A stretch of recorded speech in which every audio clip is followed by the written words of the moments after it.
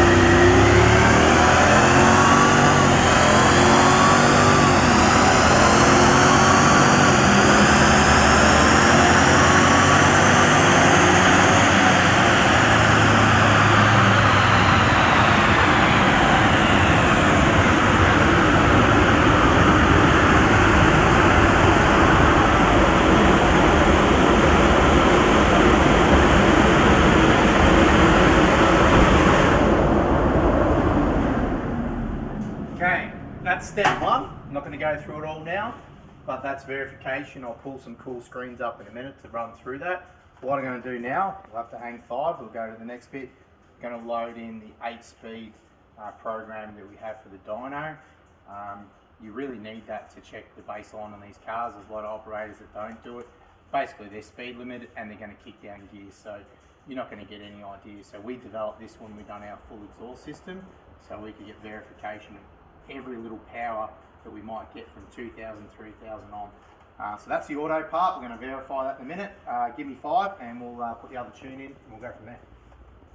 Hi guys, back again, 5 minutes up. We've got the auto tune. Let's give it a go.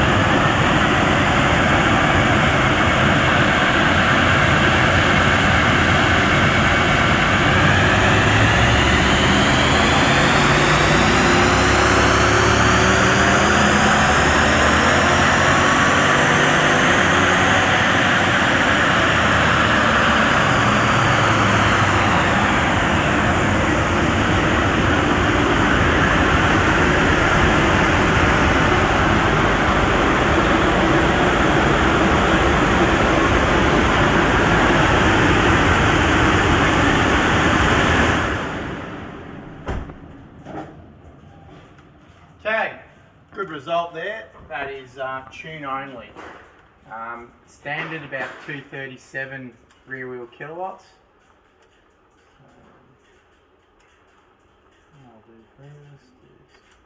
Select some runs for you. That was the last one.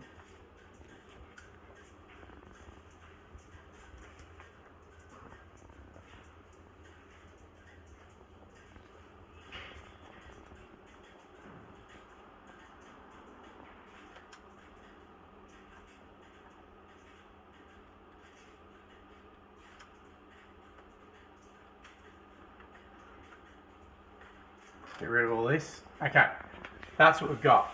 So the blue line is the modified line.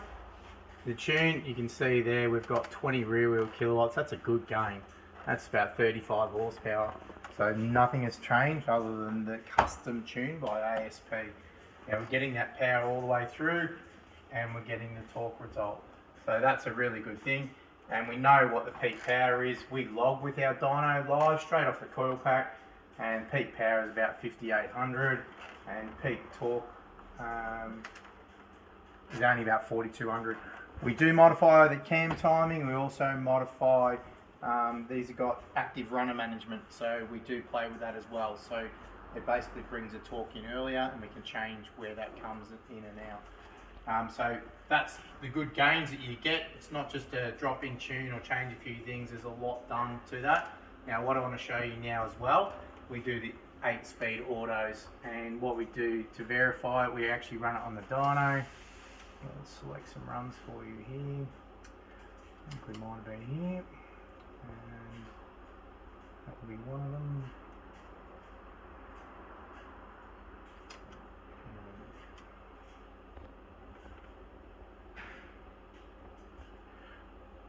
Beautiful. Alright, so not to confuse you, but we'll leave them up for the moment.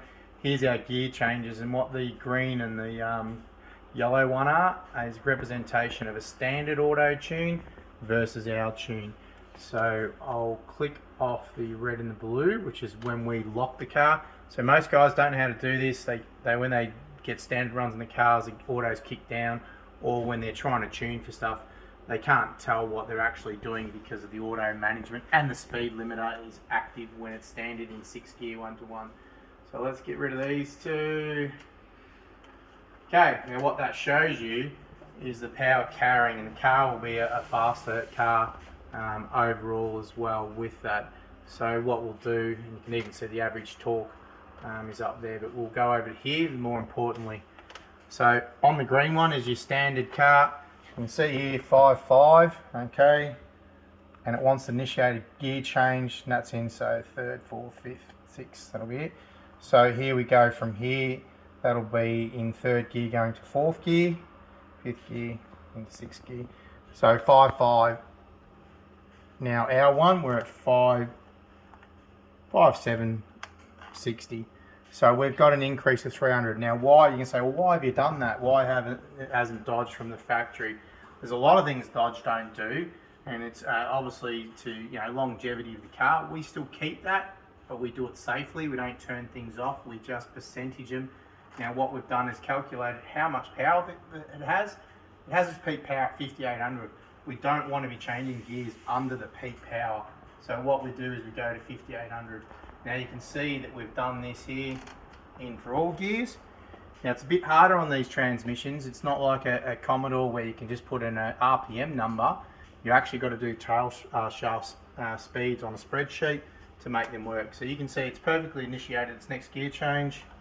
Go across again, and it's done the same.